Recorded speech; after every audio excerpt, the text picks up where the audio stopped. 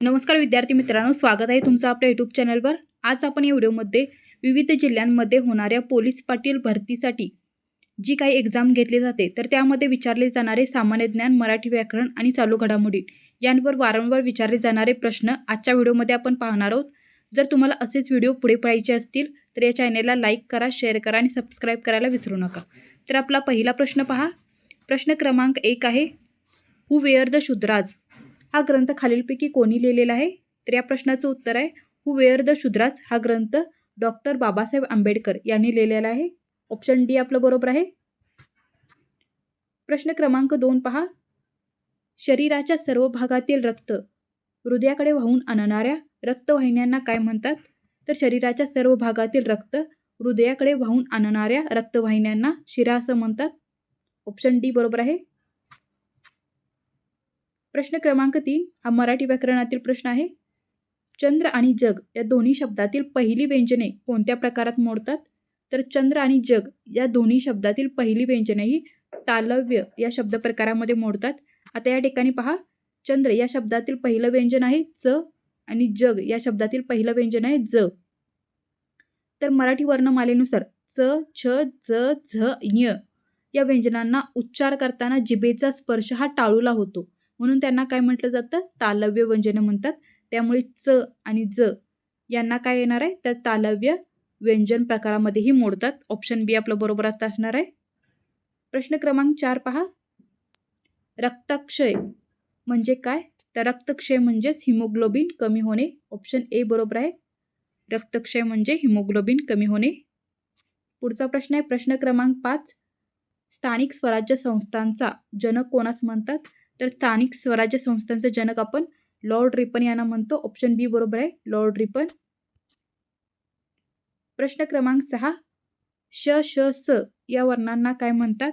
तर या वर्णांना उष्म वर्ण म्हणतात. ऑप्शन ए बरोबर आहे. आता उष्म वर्ण म्हणजे काय? तर या वर्णांचा उच्चार करताना काय होतं? तर या वर्णांचा उच्चार करताना उच्चारात घर्षणामुळे उष्णता निर्माण होते आणि उष्णतेमुळे काय होतं? तर गरम हवा बाहेर फेकली जाते किंवा घर्षण होते, म्हणून त्यांना काय म्हटलं जातं? उष्म वर्ण असं म्हटलं जातं. आता हे उष्म वर्ण कोणकोणते आहेत? तर श, श, स आणि ह ही 4 वर्ण काय आहेत? उष्म वर्ण आहेत. पुढचा प्रश्न पहा. प्रश्न क्रमांक 7. ऊर्जेचा राखीव साठा म्हणून कोणास ओळखतात? तर ऊर्जेचा राखीव साठा म्हणून मेद यास ओळखतात. ऑप्शन सी बरोबर आहे. तर मेद याचं कार्य काय आहे पहा. तर शरीरात ऊर्जा साठवण्याचे मुख्य स्रोत हे मेद करत असतात. तर ते कार्बोहायड्रेट्स आणि प्रथिनांपेक्षा दुप्पट ऊर्जा देतात आणि शरीराला आवश्यकतेनुसार ती वापरण्यासाठी साठवली जातात. त्यामुळे त्यांना ऊर्जेचा राखीव साठा असं म्हणतात. प्रश्न क्रमांक 8 पहा. मुळशी सत्याग्रहाचे नेतृत्व कोणी केले? तर ते केलेले आहे सेनापती बापट यांनी. ऑप्शन बी बरोबर आहे. सेनापती बापट यांनी मुळशी सत्याग्रहाचे नेतृत्व केलेलं होतं. प्रश्न क्रमांक 9. भारताच्या राष्ट्रपतींना पद आणि गोपनीयतेची शपथ कोण देतात? तर ते देत असतात भारताचे सरन्यायाधीश. ऑप्शन सी आपलं बरोबर आहे. तर या ठिकाणी पहा, भारताच्या राष्ट्रपतींना भारताचे सरन्यायाधीश हे काय करत असतात? पद आणि गोपनीयतेची शपथ देत असतात. आणि ज्या वेळेला भारताचे सरन्यायाधीश उपस्थित नसतील किंवा ते अनुपस्थितीत असतील त्यावेळी सर्वोच्च न्यायालयातील जे सर्वात ज्येष्ठ न्यायाधीश असतात ते काय करतात? राष्ट्रपतींना गोपनीयतेची शपथ देत असतात.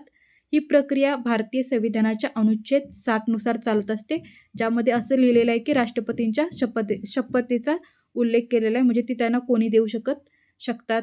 तर याबाबत त्यामध्ये माहिती आहे. पुढचा प्रश्न आहे प्रश्न क्रमांक 10. जे आले नाही ते हरले या वाक्यातील ते काय आहे विचारलेलं आहे. तर ते हे आहे संबंधी सर्वनाम. आता संबंधी सर्वनाम म्हणजे काय? तर जो, जी, जे, ज्या यांसारखी सर्वनामे पुढे येणाऱ्या दर्शक सर्वनामांशी म्हणजे तो, ती, ते, त्या या संबंध जोडतात, म्हणून त्यांना काय म्हटलं जातं? संबंधी सर्वनाम म्हटलं जातं. आणि या ठिकाणी जे आणि ते यांची काय आहे? जोडी झालेली आहे, ती संबंध दर्शवते या ठिकाणी.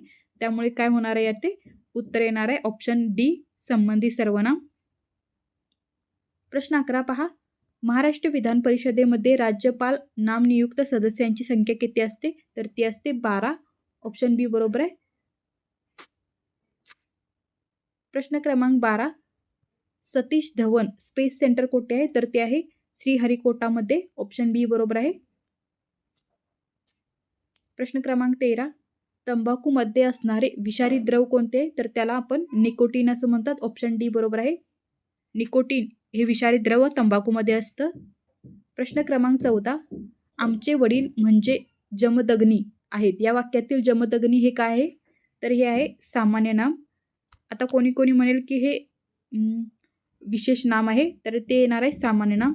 तर सामान्य नाम कधी होतं बघा, जेव्हा एखाद्या व्यक्तीच्या नावाचा वापर विशेष नामाचा वापर त्याच्यातील गुणांमुळे दुसऱ्या व्यक्तीला उपमा देण्यासाठी जर केला तर तेव्हा ते विशेष नाम काय होतं, सामान्य नाम बनतं.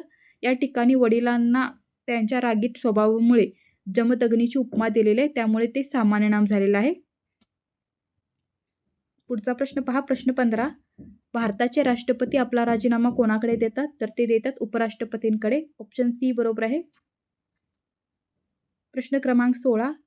पृथ्वीला सूर्याभोवती एक प्रदक्षिणा पूर्ण करण्यास किती काळ लागतो तर 365 दिवस लागतात. ऑप्शन ए बरोबर आहे. पृथ्वीला सूर्याभोवती एक प्रदक्षिणा पूर्ण करण्यासाठी 365 दिवस आणि स्वतःभोवती एक प्रदक्षिणा पूर्ण करण्यासाठी 24 तास लागतात. प्रश्न क्रमांक 17. भारतीय राज्यघटनेची संकल्पना सर्वप्रथम कोणी मांडली तर ती मांडलेली होती मानवेंद्रनाथ रॉय यांनी. ऑप्शन ए बरोबर आहे. मानवेंद्रनाथ रॉय यांनी भारतीय राज्यघटनेची संकल्पना ही सर्वप्रथम मांडलेली होती. प्रश्न क्रमांक 18. IPL 2026 मध्ये सर्वात महागडा खेळाडू कोण ठरलेला आहे तर तो ठरलेला आहे कॅमरून ग्रीन. ऑप्शन डी बरोबर आहे. हा चालू घडामोडीवरील प्रश्न आहे. प्रश्न क्रमांक 19. ती गुलाबी उषा म्हणजे परमेश्वराचे प्रेम जणू या वाक्यातील अलंकार ओळखायचा आहे तर या वाक्यामध्ये उत्प्रेक्ष अलंकार आहे. आता उत्प्रेक्ष अलंकार कसा ओळखायचा पहा. आता या ठिकाणी उपमेय काय, ती गुलाबी उषा ही उपमेय आहे. उपमेय म्हणजे काय असतं तर ज्याची तुलना करायची आहे त्याला उपमेय म्हणतात आणि ज्याच्याशी तुलना करायची आहे त्याला उपमान म्हणतात.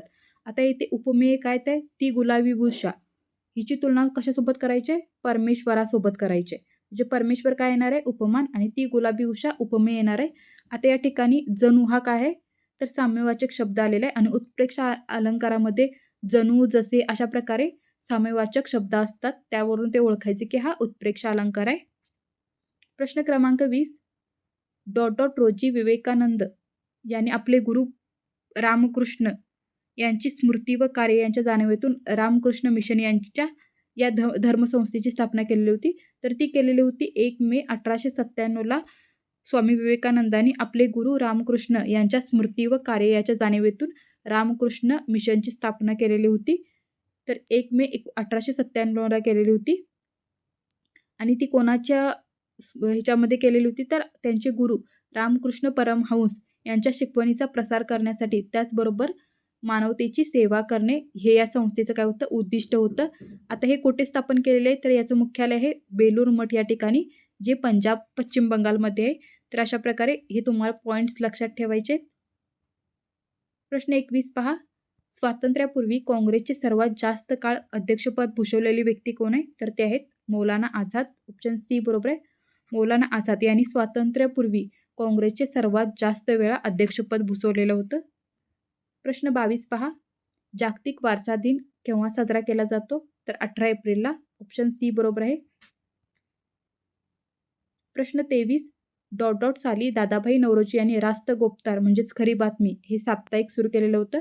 तर हे साप्ताहिक 1851 मध्ये दादाभाई नौरोजी यांनी साप्ताहिक सुरू केलेलं होतं, ज्याला रास्त गोपतार किंवा खरी बातमी असं देखील नाव आहे. ऑप्शन बी बरोबर आहे. प्रश्न क्रमांक 24. जागतिक शांततेचे महान दूत म्हणून कोणाचा उल्लेख केला जातो तर महात्मा गांधी यांचा उल्लेख केला जातो. ऑप्शन सी बरोबर आहे. प्रश्न क्रमांक 25.